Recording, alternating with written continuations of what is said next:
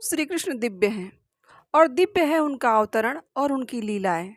इसीलिए तो भगवान श्री कृष्ण और उनके शुद्ध भक्त श्रीमती राधा रानी और जो उनसे अनन्य प्रेम करने वाले हैं उनके पार्षद, सभी के जन्म को, उनके कार्य को कार्य नहीं कहा जाता, उन्हें लीला कहा जाता है।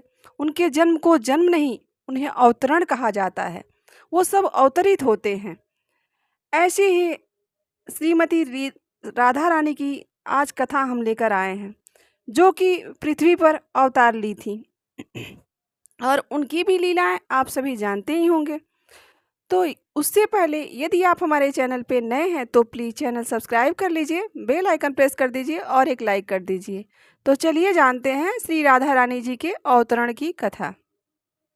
कथा यहाँ से प्रारंभ होती है कि जिस समय समुद्र मंथन हो रहा होता है और समुद्र से अमृत प्राप्त होता है, उस समय जब देव और दानवों में युद्ध प्रारंभ हो जाता है और भगवान विष्णु मोहिनी अवतार में आते हैं उस अमृत को बांटने के लिए, तब भगवान विष्णु इतने सुंदर और इतने अलौकिक रूप में रहते हैं कि सभी देव दानव सभी देखकर उन पर मोहित हो जाते हैं और सबके मन में एक अलग प्रकार का ही प्रेम उत्पन्न हो जाता है।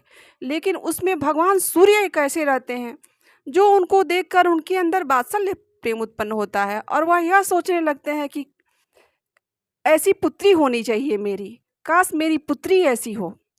इसी चीज़ को भापते हुए भगवान विष्णु सूर्य भगवान को तथास्तु कह देते हैं और कहते हैं कि मैं आपकी पुत्री के रूप में तो प्रकट नहीं हो सकता, लेकिन हाँ, आप मेरी स्त्री के रूप में, आप मेरी बालिका के रूप में मेरी जो बाल लीला होगा उसके दर्शन आप जरूर कर सकते हैं। और यह कहकर भगवान विष्णु वहाँ से चले जाते हैं। तो अब बाकी राधा जी के प्रकट होने की जो कथा है वो यहाँ से प्रारंभ होती है कि उनके पिता रहते हैं वृषभान जी और उनकी माता रहती हैं कृतिका। वृषभान जी रावल गांव में गौल समुदाय के महाराज रहते हैं और उनका बड़ा ही सम्मान रहता है। एक दिन जब वृषभान जी यमुना में दोपहर के समय स्नान के लिए जाते हैं, तो पूरी तेज धूप और उस दोपहरी में जब वह यमुना के किनारे खड़े रहते हैं, तभी उन्हें एक बड़ा सा स्वर्ण कमल उनकी तरफ आता हुआ दिखता है, जिसमें से एक दिव्य प्रकाश निकल रहा होता है, जिसे देखकर वृषभान जी समझ नहीं पाते हैं और सोचते हैं कि यमुना में कमल तो खिलता नहीं है, ये इतना अलौकिक कमल कहाँ से आ गया। फिर वह यमुना जी में उतरते हैं और उस कमल को पकड़ने का प्रयास करते हैं। जब उस कमल को पकड़ते हैं और उस कमल को देखते हैं तो उसमें एक दिव्य ज्योति निकल रही होती है, जिसमें एक बालिका रूपी कन्या उसमें लेटी रहती है, जिसे देखकर वृषभान जी को और आश्चर्य होता है और वह उसको लेकर सोचने लगते हैं कि इतनी सुनसान दोपहरी में यह कमल कहाँ से आया और इस कमल में यह बालिका कहाँ से आ गई। यही सोच रहे होते हैं कि उसी समय वहाँ पर ब्रह्मा जी प्रकट होते हैं और ब्रह्मा जी वृषभान जी को समझाते हुए कहते हैं कि हे महाराज वृषभान, यह आपके पूर्व जन्म की तपस्या का फल है। आप पूर्व जन्म में राजा स्वतंत्र के रूप में थे और आपकी पत्नी पितरों की मानस पुत्री कलावती थी। आप दोनों पति पत्नी के रूप में 12 वर्ष तक बहुत कठिन तपस्या किए थे। आपकी तपस्या से प्रसन्न होकर भगवान श्रीहरि ने आपको दर्शन दिया। जब भगवान श्रीहरि ने आपको दर्शन दिया, तब आपने भगवान श्रीहरि से उनकी अंतर शक्ति लक्ष्मी जी को अपनी पुत्री के रूप में मांगा था। भगवान हरि ने आपको तथास्तु कहा और कहा कि आपकी मनोकामना अवश्य पूर्ण होगी। उसी वरदान का फल है जो इस जन्म में आपको यह पुत्री प्राप्त हुई हैं, जो श्री राधा रानी के नाम से जानी जाएंगी।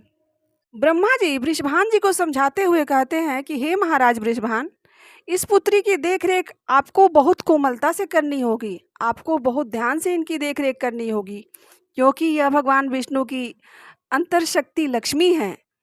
यह कहकर ब्रह्मा जी वहाँ से अंतर्ध्यान हो जाते हैं। उसके पश्चात जब उस कन्या को वृषभान जी अपने गोद में उठाते हैं तो उनके अंदर एक अलौकिक दिव्य वात्सल्य प्रेम फूटता है और वह एक पिता की भांति उस पुत्री को लेकर कुछ देर तक देखते ही रह जाते हैं। फिर बड़े हर्ष और उल्लास के साथ उसे लेकर अपने राजमहल की तरफ बढ़ते हैं।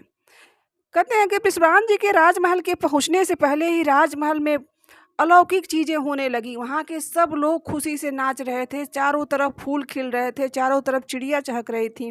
कुछ दिव्य होने लगा था, जैसे सबके दुख समाप्त होने लगे थे। वृषभान जी राधिका जी को लेके महल में पहुंचते हैं। सभी उनका खुशी से ढोल नगाड़ों के साथ सभी उनका स्वागत करते हैं। स्वर्ण जड़ित पालने में उनको सुलाया जाता है। बरसाने के रावल गांव की सब छोटी छोटी लड़कियां आके उनको पालना झुलाती हैं। पंडित बुलाए जाते हैं, विद्वान बुलाए जाते हैं, सब मंत्रोच्चार होता है, चारों तरफ पूजा पाठ प्रारंभ हो जाता है।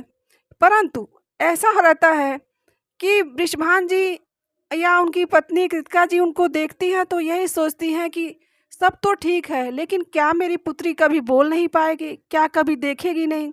क्योंकि ऐसा रहता है कि राधा जी जब से प्रकट हुई रहती हैं, ना ही उन्होंने अपने नेत्र खोले हैं और ना ही वो रोई रहती हैं, ना ही उनके मुख से कोई आवाज़ आई रहती है।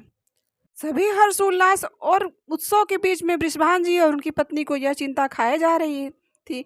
उसी बीच में नारद जी का अवतरण होता है और नारद जी जब आते हैं मिलने के लिए वृषभान जी को बधाई देने के लिए, तब नारद जी पूछते हैं वृषभान जी की आपके वहाँ तो पुत्री हुई हैं, तो आप इतना आपको चिंता किस बात की है?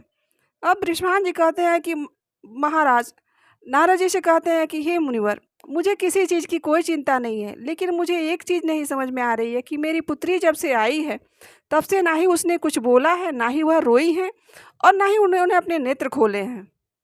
यह सुनकर नारद जी कहते हैं वृषभान जी को कि मुझे दर्शन तो कराइए। तब वृषभान जी राधा जी के पास नारद जी को लेके जाते हैं और जब नारद जी राधा जी को देखते हैं तो सहसा उनके आँख से आंसू बहने लगते हैं और उनके अंदर एक अलौकिक प्रेम उत्पन्न हो जाता है। उनको देखकर वह इतने प्रसन्न हो जाते हैं और नारद जी स्वयं जो महायोगी हैं वह समझ ही नहीं पाते हैं कि उनके साथ क्या हो रहा है। उसी समय राधा जी अपने दिव्य रूप में प्रकट होकर और नारद जी को बताती हैं सब वृतांत। फिर ऐसा सुनकर नारद जी कहते हैं कि हे महाराज वृषभान, आप चिंता ना करें, आपकी पुत्री हुई है तो आप उनके आने का उत्सव मनाइए और जितने ब्रिज के निवासी हैं, जितने आपके आसपास के गांव के लोग हैं, सभी को निमंत्रण दीजिए, बड़ा सा उत्सव करिए उनके नामकरण का। ऐसा कहकर नारद जी वहाँ से चले जाते हैं। नारद जी के कहे अनुसार वृषभान जी समस्त ब्रज में यह ढिढोरा पिटवा देते हैं कि सभी नगर निवासी हमारी पुत्री के जन्म उत्सव में आएँ और सभी का हमारे वहाँ स्वागत है। और उनके परम मित्र थे महाराज नंद और माता यशोदा।